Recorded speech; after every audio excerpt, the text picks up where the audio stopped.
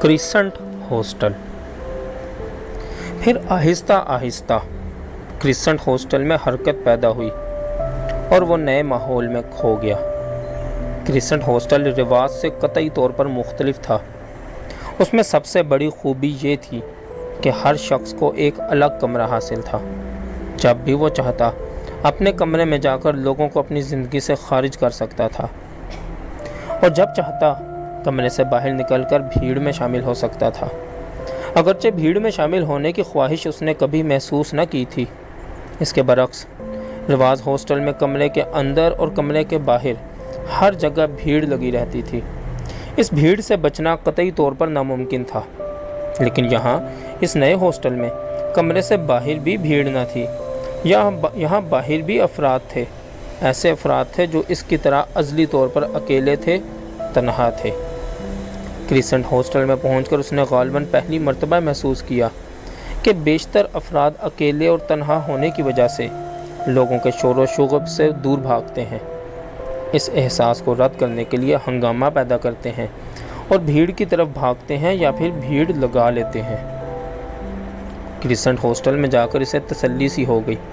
अब वो दूसरे तालिब इल्मों से इस हद तक नहीं डरता था, शायद इसलिए कि उसने समझ लिया था कि भीड़ लगाने वाले ख़ुद एहसास तन्हाई और एहसास कमतरी से आजिज़ आए हुए हैं। इसके अलावा अब वो फर्स्ट ईयर का नहीं बल्कि थर्ड ईयर का तालिब इल्म था। अगरचे इसके बावजूद कॉलेज के बेशतर प्रोफेसर और लड़के इससे कतई तौर पर नाआशना थे। बाहर सूरत इस नए हॉस्टल में से तन्हाई मुयस्सर थी और इसलिए हॉस्टल के लड़कों की निगाहें इसकी आमदोरफ्त में दखल अंदाज नहीं होती थीं, इसे छेड़ती न थीं, इस पर तमस्खर से हंसती न थीं। जब भी अली पर शहजाद तारी हो जाती तो वो अपने कमरे में जा घुसता और दरवाज़ा बंद करके चारपाई पर लेटकर बीती हुई बातें असर नौ बीतना शुरू कर देता। यूँ ज़िंदगी की वीरानी को बरतरफ करने के लिए तख़य्युल का सहारा लेता और जब उससे भी तस्कीन न होती तो चुपचाप उठ बैठता और किसी सैनमा में बैठकर एल्मो और पेड्रो बहादुर के कारनामे देखता और फिर वापस अपने कमरे में पहुंचकर चारपाई पर लेटकर अपनी लीडिंग लेडी को इस कैद खाने से छुड़ाने की तजावीज़ सोचता। तख़य्युल में इन तजावीज़ को अमली सूरत देता। उसकी ज़िंदगी में शहजाद से बढ़कर कोई इशरत न थी।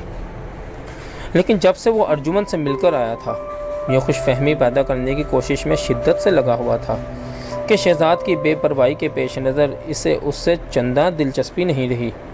इसे इस पर गुस्सा आता था कि जब शहजाद इसकी तरफ से इस हद तक बेपरवाह हो सकती है तो वो इसका मोहताज क्यों है।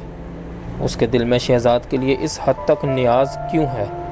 इस ख्याल पर इसे दुख होता और इस दुख की कसक से मुखलिसी पाने के लिए वो ये एतबार पैदा करना चाहता था कि उसे भी शहजाद की चंदा परवाह नहीं। परवाह तो थी, लेकिन सिर्फ उसी सूरत में कि शहजाद को भी इसकी चाह हो, वो भी इसका इंतज़ार खींचे, वो भी इसके बग़ैर ना रह सके। क्रिसेंट के नए माहौल में इसने इस एतबार को तक़वियत देने की कोशिश की।